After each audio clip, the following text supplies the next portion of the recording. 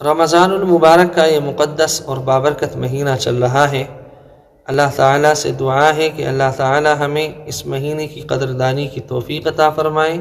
آپ تمام لوگ اس بات کا خیال رکھیں اس مہینے کے اندر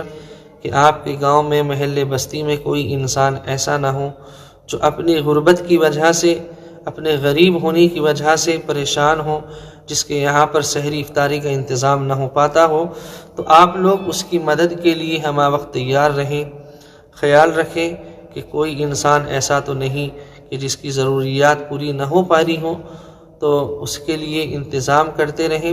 اور اپنے دسترخوان کو سخی رکھیں۔ حدیث شریف کے اندر آتا ہے، عبداللہ ابن عباس رضی اللہ تعالی عنہ بیان کرتے ہیں کہ اللہ کے نبی صلی اللہ علیہ وسلم سب سے زیادہ سخی تھے، اور آپ صلی اللہ علیہ وسلم کی سخاوت رمضان کے مہینے میں اور زیادہ ہو جایا کرتی تھی۔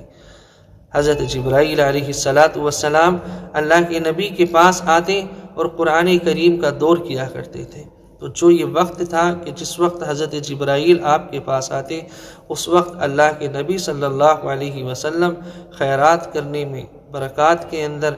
اس قدر تیزی دکھاتے کہ تیز ہواؤں سے زیادہ بھی اللہ کے نبی صلی اللہ علیہ وسلم کی سخاوت تیز ہوتی ہے۔ تو جو لوگ اپنے